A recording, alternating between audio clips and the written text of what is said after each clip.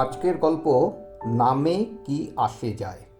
লেখা ও পাঠ অমিতাভ রায়। পরিবেশনা রবিবারে ও অবসরে গল্প পাঠ। ইংরেজ কবি ও নাট্যকার শেক্সপিয়ারের রোমিও অ্যান্ড জুলিয়েট নাটকের একটি সংলাপ হল হোয়াটস ইন আ নেম। বাংলায় এর তর্জমা করলে দাঁড়ায় নামে কি আসে যায়। নিঃসন্দেহে সবচেয়ে ব্যবহৃত উদ্ধৃতির একটি এটি। তবে নামে কিন্তু সত্যি সত্যি কিছু আসে যায়, বিশেষ করে মানুষের নামের ক্ষেত্রে। নিজের নামের প্রতি দুর্বলতা নেই এমন মানুষ খুঁজে পাওয়া দুষ্কর।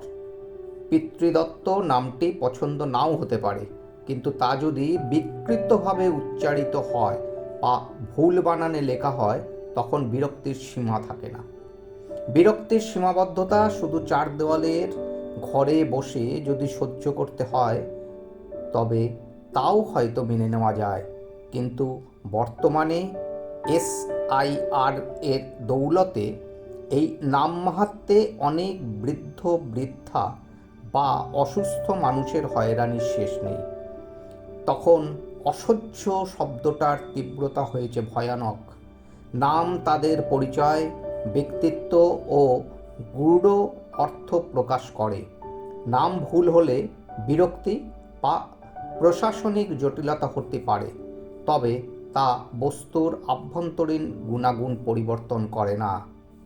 90-এর দশকের কোনো একটা সময় দত্তবাড়িতে এই প্রজন্মের প্রথম মেয়ের জন্মের 10ম দিনে অনুষ্ঠানের মাধ্যমে নামকরণ করা হয় সুলগ্না।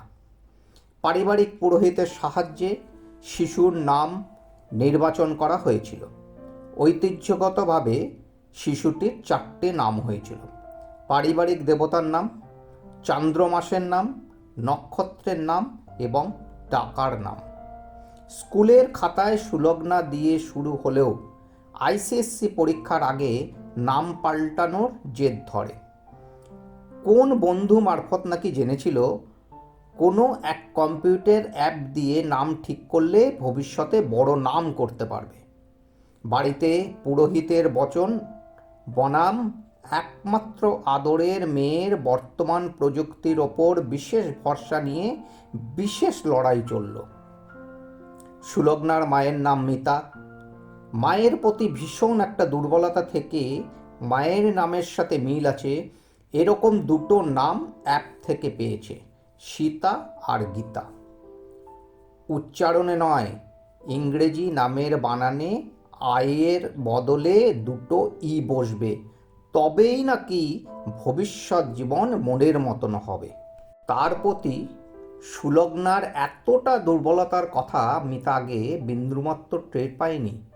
কিন্তু স্বামী সুজয় দত্তের সঙ্গে নাম পরিবর্তন নিয়ে গভীর রাত পর্যন্ত অনেক আলোচনা চলতে লাগলো। মেয়ের ভবিষ্যতের কথা ভেবে দুজনাই মানসিকভাবে একটু দুর্বল হয়ে পড়ল। পরদিন স্কুলে নতুন করে ফর্মে নাম পরিবর্তনের আবেদন করতে হলো।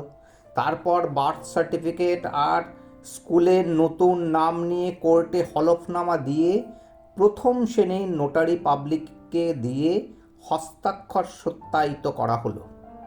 তারপর 3টে খবরের কাগজে বিজ্ঞাপন দিয়ে আনুষঙ্গিক সমস্ত কাগজপত্র সমেত স্কুলে জমা দিতে হলো। তবে সমস্ত কর্মপদ্ধতির মধ্যে একটা কাজের পেছনে কোনো সময় ব্যয় হয়নি, তা হলো নামের নির্বাচন। দুটো নামের মধ্যে নির্দিষ্ট কারণে সীতা নামটার গ্রহণযোগ্যতা বিন্দুমাত্র ছিল না। তাই গীতা নামটাই একমাত্র পছন্দের নতুন নামকরণ। ত্রেতা যুগে বিশ্বাস করা হতো ধার্মিক ব্যক্তির সঙ্গে কোনো খারাপ কিছু হয় না, এবং বিশ্বাস করা হয়েছিল যে রাবণ যদি সীতাকে স্পর্শ করেন তবে তিনি তার সতীত্ব হারাবেন। ভগবান রাম এ সব কিছুই জানতেন, কিন্তু যেহেতু তিনি মানুষ হিসেবে জন্মগ্রহণ করেছিলেন, তাই তিনি কর্ম দ্বারা আবদ্ধ ছিলেন। স্ত্রীকে বাঁচানোর জন্য তার যা করা উচিত ছিল তিনি তা সবই করেছিলেন। সর্বোপরি লড়াইটি ছিল ধার্মিকতার জন্য, অহংকারকে হত্যা করার জন্য এবং বিশ্বে বৃহত্তর ধর্ম প্রতিষ্ঠার লক্ষ্যে। ভগবান রাম লঙ্কার রাজা রাবণের সঙ্গে যুদ্ধ করে রাবণকে পরাজিত করেন এবং তার স্ত্রী সীতাকে রক্ষা করেন, যা প্রকৃতপক্ষে সীতার রূপের এক মায়া ছিল।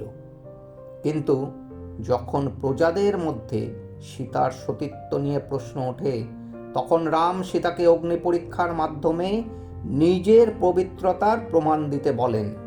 ভগবান রাম এবং দেবী সীতা দুজনেই সত্য জানতেন।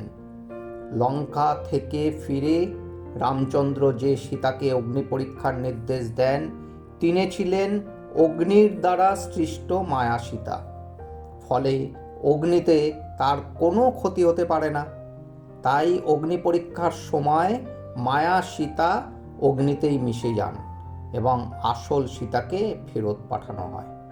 কলিযুগে নারীকে কোনো কোনো ক্ষেত্রে জীবনের অগ্নি পরীক্ষা দিতে হয়। পৌরাণিক সীতার মতো আধুনিক নারীরাও বারবার তাদের পবিত্রতা ও চরিত্র প্রমাণের জন্য পুরুষতান্ত্রিক সমাজের সন্দেহের মুখোমুখি হন। কর্মক্ষেত্রে বা পরিবারে পদে পদে যোগ্যতা প্রমাণ করতে গিয়ে নারীরা মানসিক ও সামাজিক চাপের শিকার হন। গ্রামীণ ও আদিবাসী এলাকায় এখনও নারীদের ওপর ডাইনি বা অপশক্তি সন্দেহে অত্যাচার করা হয়, যা আদিম অগ্নি পরীক্ষারই এক ভয়াবহ রূপ। আবার অনেক ক্ষেত্রে সমান কাজের অধিকার ও সম্মানের জন্য নারীদের লড়াই করতে হয়, যা এক ধরনের অবিরাম পরীক্ষা। যদিও সময় বদলেছে, কিন্তু নারীদের প্রতি দৃষ্টিভঙ্গির সীমাবদ্ধতা তাদের নিত্য নতুন সামাজিক ও মানসিক অগ্নি পরীক্ষার সম্মুখীন করে। বাধ্য পরিস্থিতিতে বাড়ির বাইরে রাত্রি কাটাতে হলেই অনেক ক্ষেত্রেই রাত্রির কালিমা মুছে নতুন সকালের আলো তাদের জীবনে আসে না। তখন সেই মহিলাটির সাথে পতিতা, বারঙ্গনা, গণিকা, দেহপসারিণী, বারবনিতা, দেহোপজীবিনী ইত্যাদি সব সমার্থক হয়ে যায়। কলিযুগে নারীদের অগ্নিপরীক্ষা কোনো পৌরাণিক আগুনের দাহ নয়, বরং এটি হলো প্রতি মুহূর্তের সামাজিক, মানসিক ও পারিবারিক সন্দেহ ও অসম্মানের অগ্নিপরীক্ষা। আধুনিক যুগেও নারীদের সততা, চরিত্র এবং কর্মদক্ষতা নিয়ে প্রতিনিয়ত প্রশ্ন তোলা হয়, যেখানে সামাজিক অবমাননা, পারিবারিক সহিংসতা এবং ডাইনি সন্দেহের মতো ঘটনাগুলো নিত্যদিনের অগ্নি পরীক্ষা হিসেবে গণ্য। হিন্দু পৌরাণিক কাহিনী ও লোকবিশ্বাসে সীতা দেবীকে ত্যাগের প্রতীক হিসেবে মনে করা হয়। অনেকে বিশ্বাস করেন সীতার জীবন কাহিনী অপরিসীম কষ্ট, ত্যাগ ও ধৈর্য দ্বারা চিহ্নিত ছিল। তাই অভিভাবকরা তাদের কন্যা সন্তানের নাম সীতা রেখে অনুরূপ দুঃখ বা অগ্নি পরীক্ষামূলক জীবনের পথ বেছে নিতে চান না। এটি মূলত কোনো কুসংস্কার নয়, বরং দেবী সীতার যন্ত্রণাদায়ক কাহিনীর প্রতি একটি গভীর সংবেদনশীল প্রতিক্রিয়া। রামায়ণে সীতাকে আদর্শ নারী হিসাবে পূজা করা হলেও তার ব্যক্তিগত জীবন ছিল বনবাস, অপহরণ ও অগ্নি পরীক্ষার মতো কঠিন ঘটনায় ভরপুর। দুঃখের পুনরাবৃত্তির ভয় প্রচলিত বিশ্বাস মতে এমন কষ্ট যেন কারো জীবনে না আসে, তা ভেবেই মেয়ের নাম সীতা রাখা হয় না। সীতা দেবীকে শ্রদ্ধা করা হয়, কিন্তু তার জীবনের তীব্র সংগ্রামের কারণে খুব কাছের মানুষ বা কন্যার নাম হিসাবে তাকে খুব কমই বেছে নেওয়া হয়। সুজয় মিতার একমাত্র মেয়ে গীতা স্কুল, কলেজ, ইউনিভার্সিটির গণ্ডি ছাড়িয়ে এখন একজন IAS অফিসার। সুজয় স্যার বা দত্তবাবু কিংবা মিতা ম্যাডামের মেয়ের জীবনটা কলকাতাতেই ছেড়ে এসেছে। চাকরি জীবনের 8টা বছরও কাটিয়ে ফেলেছে। পারদর্শিতার মাপকাঠিতে উচ্চতা এমনই মাত্রা ছুঁয়েছে যে মাত্র এই কয়েক বছরের পদোন্নতিতে হয়েছে জেলাশাসক। কিন্তু পরিবেশ শান্ত করার বিশেষ আশায় কর্তৃপক্ষ ওকে বদলি করেছে হরিয়ানার এক বিশেষ জেলায়। সরকারি কোয়ার্টারের দরজায় নাম লেখা গীতা দত্ত রায়। মিস্টার অভিষেক রায় সেই ছোটবেলা থেকেই সহপাঠী ছিলেন। রায় সাহেব বিজ্ঞানী, পৃথিবীময় বক্তৃতা দিয়ে বেড়ান, স্ত্রীর কর্মস্থলে সুযোগ পেলেই আসেন। একমাত্র ছেলে দার্জিলিংয়ে হোস্টেলে থাকে। যখন তিনজনে মিলিত হয় সেসব উৎসবের দিন, অভিষেকের কিছু ভুলচুক হলেই সামনাসামনি বা ভিডিও কলে গাম্ভীর্য সহকারে বলেন, এই তো গীতাকে ছুঁয়েই শপথ করছি, ভবিষ্যতে কখনোই এই ভুল আর হবে না। গীতা হাসে, জানে নামেও কিছু যায় আসে। এখন তো আর কারো মেয়ে নয়, এখন তো ম্যাম, ম্যাডাম বা গীতা ম্যাডাম বলেই সবাই ডাকে। তবে একজন নারীকে উচ্চপদ ও পুরুষের সমান সম্মান জানাতে ম্যাডাম স্যার সম্বোধন ব্যবহৃত হয়। গীতা সবচেয়ে খুশি হয় যখন এই সম্বোধন শোনে। এটাই এখন ওর পছন্দের নাম।